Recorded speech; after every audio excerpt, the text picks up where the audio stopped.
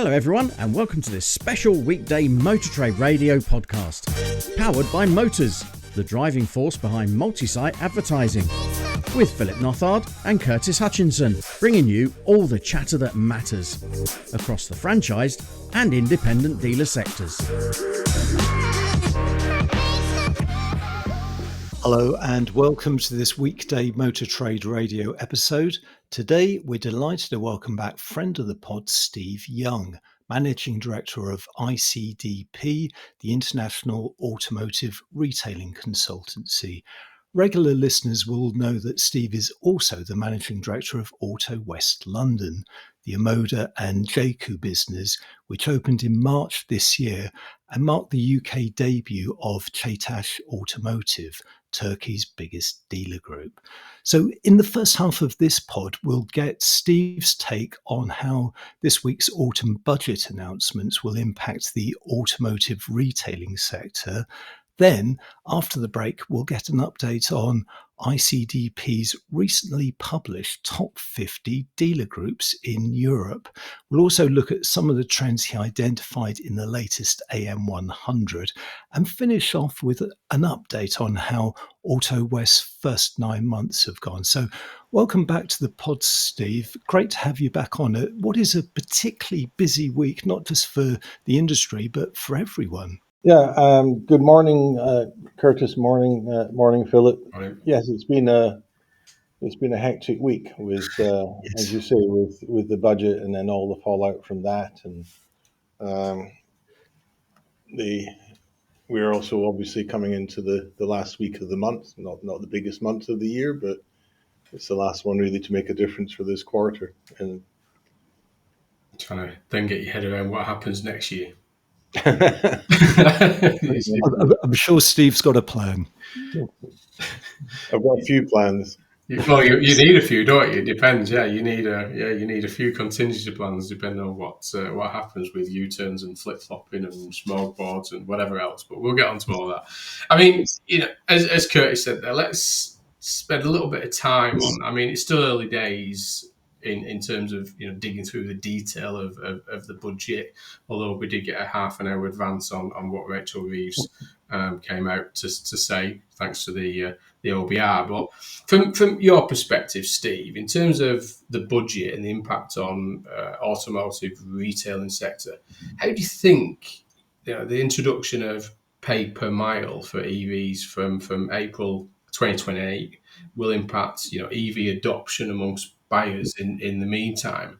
And probably as a way of as a bit of a follow up there, well, in terms of the additional funding into 29-30 for the electric car grant, will that be a welcome measure as well for dealers at the minute? Well, I think it's mixed news, I guess, which probably most budgets are when you look back over time. But I think we've talked before on the pod about the confusion that's sown in consumers' minds by sort of flip-flopping government policy, and I think we're seeing some of that now. And unfortunately, the quality of the news reporting, this pod accepted, obviously, is not great. So if you look at it in reality, somebody who's buying an EV now on a 3-year PCP, it'll come to the end of its PCP and someone else is holding on to the residual value risk before they're ever going to be paying any mileage charge. And so there's not any rational reason why you wouldn't buy an EV now if that was what you were planning to do. But inevitably, it's going to sow uncertainty in people's minds. But the fact that there was going to be a tax and probably a per mile tax on EVs at some point was absolutely inevitable, because collectively the duties and VAT and so on fuels, 1% of GDP, the chancellors are struggling, looking around for the odd billion here and the odd billion there, hardly going to walk away from 30 billion. So it was absolutely inevitable, regardless of the politics of the government, at some point it would have to come in, and it will have to double to get back up to the sort of equivalent rates of the combustion engine I mean, cars. that was something you pointed out a long time ago in one of your blogs, really. It had to come. You could see the deficit of the lost revenue coming from taxation at the pumps. We've had the fuel duty frees, we've had the 5p. That treasury would just, the income was falling, dramatically falling, wasn't it? So it couldn't last, could it? Yeah, and I think we obviously the British press focuses mainly on British news, but in what 10 days time, 12 days time, we're going to have the announcement out of the EU about what's happening about the 2035 ban, and it seems pretty much certain that's going to be relaxed to allow hybrids and potentially biofuels and other workarounds to continue to remain on sale after 2035.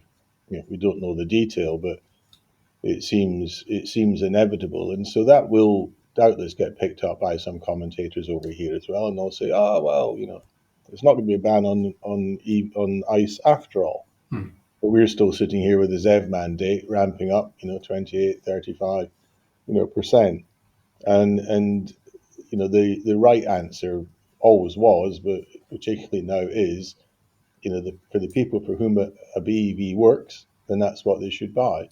But we shouldn't end up in a situation where customers are being coerced into one, or in my view that there's big chunks of public money going into incentivizing it, or dealers get penalized for not hitting certain EV targets to support that ZEV mandate target. It needs to be the customer and the market and the supply of good product that drives the mix. And on the touching on that, the follow-up question, obviously talking about that additional funding, so is it 1.2 billion now instead of the 650 million that's coming in to support the electric car grant, and that going into sort of 29-30? Do you see that as a welcome measure now for dealers? I mean, obviously there's still questions around whether it will be reviewed to, in terms of those that are eligible for the grant, and there's still questions on that taking place. But it's new money, isn't it? I mean, we discussed it initially on this podcast when when it was first introduced, that it's new money into the sector, and however you look at it. It's new money into the sector. I'm still far from convinced it's new money in the customer's pocket, because there were always incentives and discounts in one form or another available on EVs, and they still are. And it doesn't actually matter particularly whether the car is sourced in China or in Europe or for a handful in the UK. There was always money there to incentivize EV buyers. It's just that some of it's now coming from the government, and it's going to come from the government for a little bit longer. And that really brings us back to the whole point about not being so rigid with the targets, and let the market and let the industry produce the product, get the prices down, and let the customers pick the cars. I think there's enough people who've got the cars, enough visibility now that there'll be sort of a natural transition. And Steve, looking at a couple of other elements that were released in the budget, starting with the expensive car supplement. So the threshold for EVs was increased from £40,000 to £50,000. What impact, if any, do you think that's likely to have on purchases of those sort of, well, I was going to say higher end EVs, but it's not necessarily the case, because a lot of them were over the 40,000 anyway. Yeah, I think that's the problem, is that whoever came up with that limit in the first place clearly hadn't looked at any price guides recently, and the 40,000 was I think at one point it was actually officially titled, certainly got labelled as being a luxury, tax, and it wasn't. If you were buying a larger, family car, for example, then it would fall into that over 40,000 band. So I think the increase is welcome, but I think I'm not the chancellor, fortunately, um, nor am I a politician. So I sort of just despair sometimes about how complicated uh, politicians of any color Yeah. can make life difficult for everybody, difficult for the industry, difficult for customers, and the chopping and the changing just creates instability, which is not helpful to anyone, including the customers. Yeah, and talking of chopping and changing, in the run up to the budget, there was a lot of concern voiced by the industry regarding the pending removal of the employee car ownership scheme, which is heavily used by dealer groups and OEMs and is a major source of nearly new cars. As it turned out, these will now continue to run until 2031. What did you make of that move? I think that is a case where the lobbying by the industry genuinely made a difference. I think if they'd sat on their hands, then that would have been, that would have been enacted sooner, and Yeah. it would have a material effect on the industry and on the attractiveness of employment within the industry to individuals. So I think it was good that the lobbying was done, and it's good that the lobbying was heard. Uh, but I think the politicians of you know various persuasions sometimes seize on these things and perceive it as being it looks like it's a fiddle. It must be a fiddle. It must be something going Yeah. something wrong here. And a little bit like we had with scrappage. When you actually look at the whole cycle rather than a single part of it, then you discover actually it's not so bad, because it creates sales, creates employment, creates wealth in the economy, drives VAT revenues the first time around, creates a flow of young used cars, and so on. Politicians and journalists don't tend to see things in the round, and then when you try to persuade them of something different, then they're still convinced that you're trying to pull the wool over their eyes. Yeah. So it was an effective piece of lobbying, and a necessary one, I think.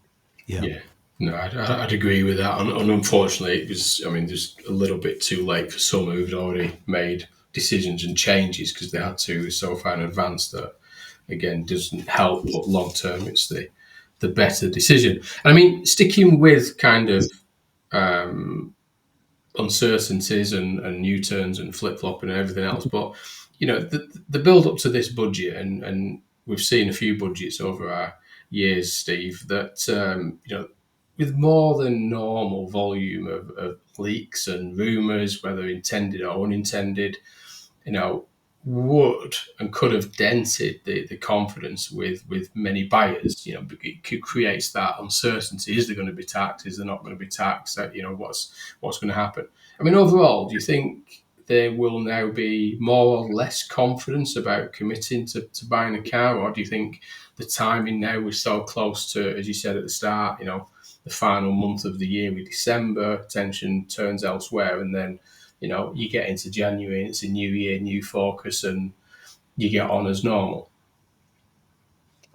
Um, I think there's the potential for it to be dented.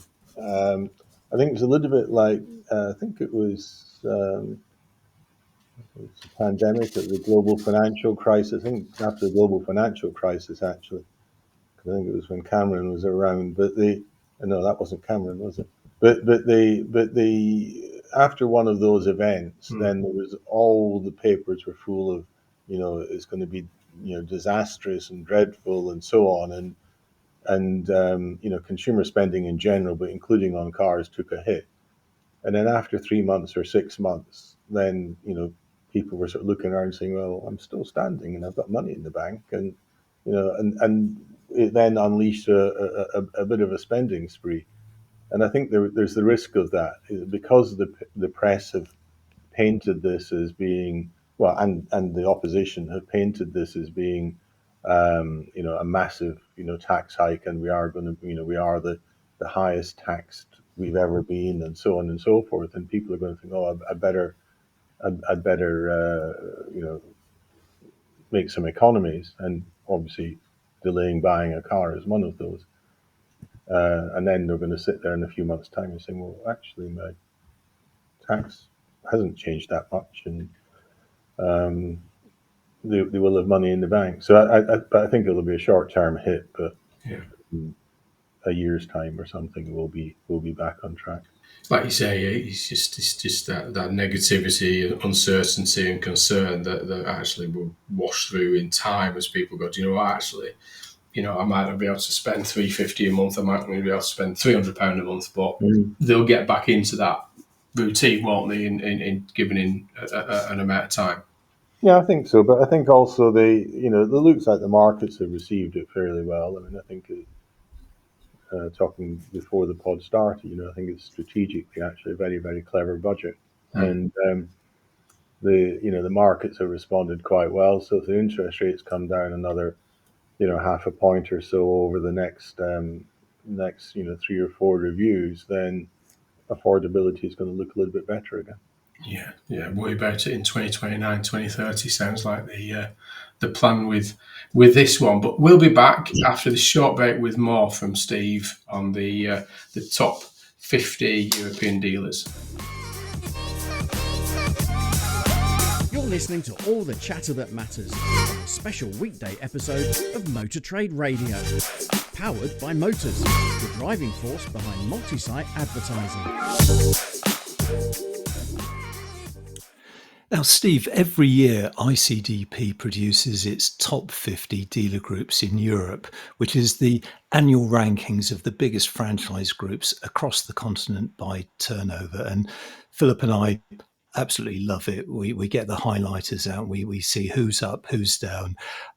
This year's survey was published in November and captures the financial performance across 2024 for the top 50 groups. What were some of the standout trends you identified this year? Well, I think in some respects, there were no surprises because we'd seen the transactions that happened in or were announced in late 23 happened in 24. So, the big changes in terms of new names, we knew, roughly speaking, what was going to happen. With Lithia, combining, the old Pendragon business and Jardine, with Global Auto taking on Lookers, Inchcape UK retail being sold to Group One. All those things were things that made headlines at the time, but they then feed through into the top 50 because all of a sudden we've got 3 new names, sat there in the top 50. But nevertheless, when you look at the list, although we knew it was going to happen, you still think, okay, well, this is important. This is demonstration of what those individual stories actually add up to. A lot of the other, players, stayed, more or less where they were. The top 3 at European level, are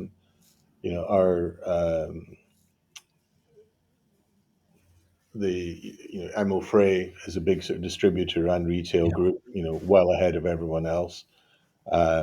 Really unassailable, you would have to say. You've then got Penske sitting there in the UK, and it is substantially sitting there in the UK. Their continental European operations are relatively small, but as a pure retail business, and then Hedden, who we heard so much about a couple of years ago when they were pursuing Pendragon, which is sitting there, at number 3, and is still primarily a retail business. They do a little bit of distribution, and And those three are all sat there with sort of billions of euros of turnover between each of them, and then a couple of billion behind Hedden. You then got the others all on a much more progressive sort of scale of turnover. And yeah, I think that the position of Emil Frey, as I say, is secure. Penske seems to be still committed to Europe and not doing sort of big deals. Maybe scaling back a little bit on the used car supermarket purchases that they made. Hedden made a lot of waves, huge number of acquisitions, within the top 50. We also report on the volume of acquisitions, mergers and acquisitions amongst the dealer groups in Europe. And, there are big spikes in 22 and 23, which are entirely attributable to the activity by Hedden. But then it just falls off a cliff because you've got a little bit of indigestion, and by their own public statements have said, we need to consolidate a little bit. So, we could see, when you see what's going on with other dealer groups at the moment, with people like Lucas and Group One and so on, trimming back the portfolio, then you've got to sort of say, well, maybe Hedden will do the same. So, perhaps the one to watch in the next year will be whether Hedden end up, going into reverse a little bit. Even though at the moment there's some clear water between them and number 4, Arnold Clark, still sitting up there. Amazing business. Tribute to everything that Eddie and the team have done there over the years. Will they maintain that momentum now? I suspect so. They've got a very, very strong business model. Elsewhere, then there's a little bit of pluses and minuses because of the change of ownership of those big UK groups. Then the UK slips down now to only being the third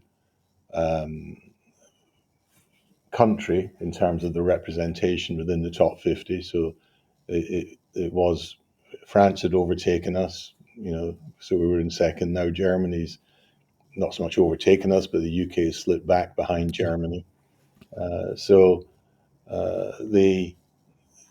our position in some respects looks weaker, but when you actually look at the composition and the scale of the groups and the scope of the groups, the performance, then UK-based groups, whether the UK owned or not, are still, in my view, the best collectively in Europe. Germany may now be number 2, but there are lots of small regional groups who, without being unkind, would not survive in a UK business environment. And I mean, Steve, you talked through some of those sort of winners and losers a little bit there, and obviously the UK representation. But, in terms of European groups, and you've talked about ML Frey, which I'd probably class as a European group. In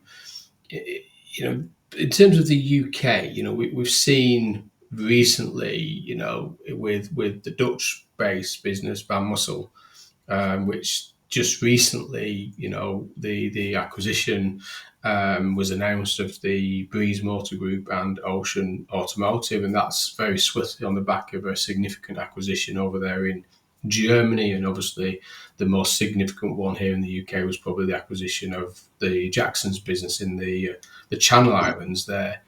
Is this what we might start to see now? When you talk about Hedden might pull back, but do you think that's where we might see your business and businesses such as Van Mussel start to sort of put a little bit more focus in the UK market? It is a very specifically UK focused thing. I think that lots of the other international owners within the top 50 are still regional. So it's people like Car Avenue, which is sat in sort of northeastern France, but also has stuff in the south of Belgium and Luxembourg. It's still very, very tight, geography. It's 2 hours, max from the headquarters to their furthest dealership. So those sort of longer distance international investors, whether it's Hedon that's scattered all over Europe, or um, the Americans, Canadians, um, those are still the exception in Europe. But Van Mossel is a very special business, and that particular or those two transactions, in fact, have been a long time coming. I mean, I think it's fairly open secret almost that they've been on the stocks for over a year, and they finally made that through. So you can start to see the sort of beginnings then of the strategy of the Channel Islands and southern England. And but Van Mossel is almost a leasing business first and a dealer business second. So I think the interesting thing there will be to see what Van Mossel does on the leasing side, um, in addition to the retail side. But we've also got a lot of other international money coming into the UK specifically. More so than continental Europe. And so you mentioned Chetash. We're clearly as Otto West London is a long way out of the top 50, Yeah, yeah. but but Chetash is not. Chetash is sitting there sort of on the edges of top 50 European scale. It's the same sort of size as Stoneacre and people like that. But when you actually get into the ownership of lots of the other groups, then um, we've got money from the Middle East, we've got money from South Africa, there's money from the Far East to some extent, Mm. um, and I think that is a vote of confidence in the UK as a place to do business generally. Um, that it's for all the frustrations we have with government, it's still a very sort of you know straightforward place to do business compared to some other markets. And then the fact that the UK retail is so advanced, and I think even when you get much further down, small groups have got five or six dealerships, and you dig into a little bit, and then you'll find there's money from Eastern Europe, money from I'd say elsewhere in Middle East and so on. So it helps. I think it helps to create liquidity. It helps to create the sort of movement in the marketplace in terms of dealership ownership. And Steve, following on from that, around the same time that you produced the top 50, AM published its AM 100, obviously looking at UK businesses. Were there any notable similarities or differences in terms of the way the big franchise groups performed in both surveys? Was there anything that stood out for you? Not not really. I mean, I have to be honest that between the top 50 and our European car distribution handbook, which looks at the structure of sales and service networks across Europe, we had a Mm, fairly busy couple of weeks, and so yeah, the I didn't get to pour over the AM 100 in the way that I normally would, but I think the um, what we see in the UK is not really materially different to what you're seeing um, in a number of the other European markets. If you look at Italy or France or Germany or whatever, yeah, so you got mid-sized groups who are buying up two and three dealerships here and there. You've got a bit of tidying up of the portfolios of the bigger groups, which creates opportunities for others. And that doesn't remove the opportunity for smaller owner operators. You featured Luscombe on the pod the other day. Incredible business. yeah, You know, if you look at profitability, then it's going to be a very different position to where it is compared to turnover. Uh, and there's still those opportunities because the groups don't want to be everywhere. I'm not, Leeds would be an exception, but nevertheless, Robin and Sam have made a great business there, yeah. um, and they'll be able to carry that business on for as long as they want to carry it on. They've got a strong personal franchise. But also when you get to some, less well-populated parts of the country, those are exactly the places that the big groups are saying, well, maybe I don't really need to be in, mid Wales for the sake of argument. And Yeah. so that's where there's going to continue to be opportunities for smaller owner operators, and that's the same pattern that you see in the south of Italy, or the Massif Central in France, or the eastern part of Germany in particular. And one thing we haven't talked about is agency. Were there any noticeable impacts of agency? Probably more so on the top 50 because you're a lot closer to that. We check, and there's some where you go, that might be an agency effect, and then Yeah. you look, you delve a little deeper, and it's difficult to see. So if I just give you one example, then if you look at Merbag, which is a Swiss business with Mercedes, almost exclusively Mercedes, then it slipped back and go, alert, that'd Yeah. be an agency effect. Um, and then, when you look at the average revenue per unit, then it's not changed. And so we did that with, all of the, any of the groups that were strongly focused um, on brands that have been going agency, as to Yeah. whether it was either a direct effect, or a sort of a bit of a spillover as sort of margins start to get compressed and things like that.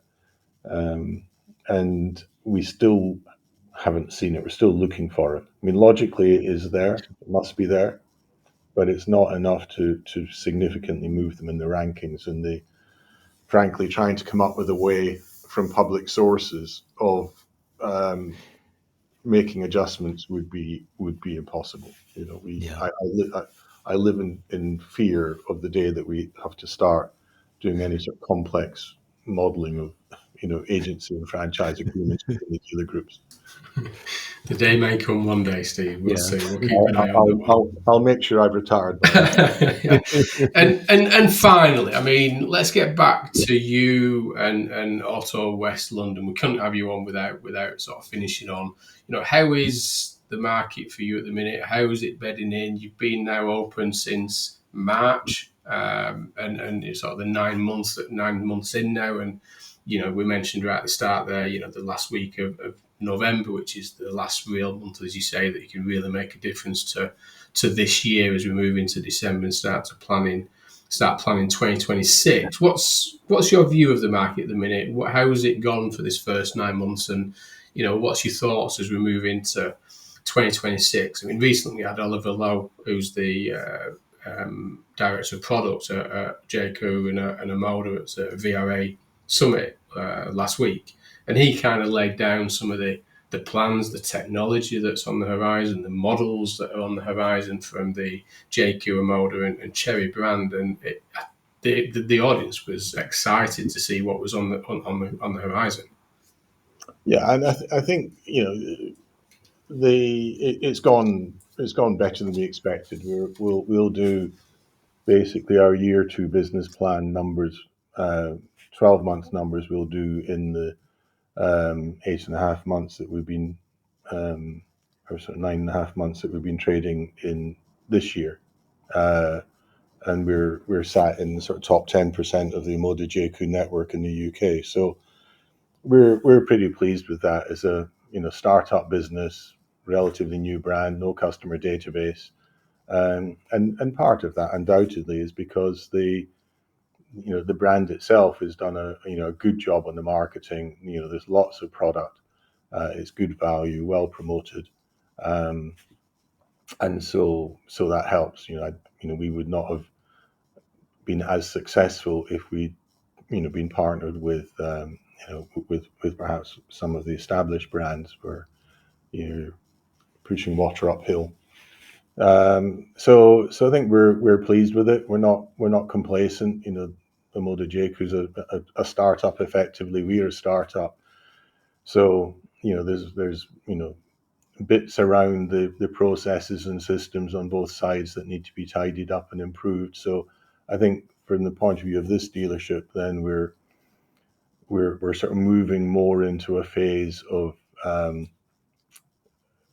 getting things properly stabilized rather than being in maybe that entirely entrepreneurial mode that we were to start off with. But we're looking at other sites at the moment to add, perhaps in the first half of next year, and with adding brands beyond Omoda and Jaecoo into the portfolio as well, and it'll continue to be exciting, and the market supports that. I think I understand the pressures that are on some of the big businesses when they're trying to sell. I understand why some owner operators want to exit their businesses. Fortunately, we're not in that situation, and that gives us some rich opportunities.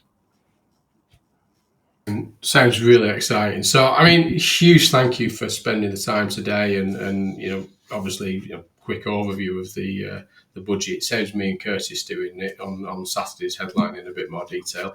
I can blame you on it. And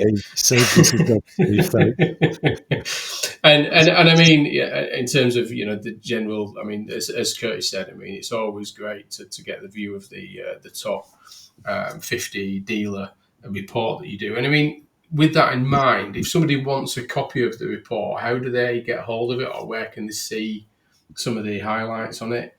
If they go to ICDP.net, then there's a section called sort of member events, and on there, top 50 is in the public domain, so it's not sitting behind a firewall.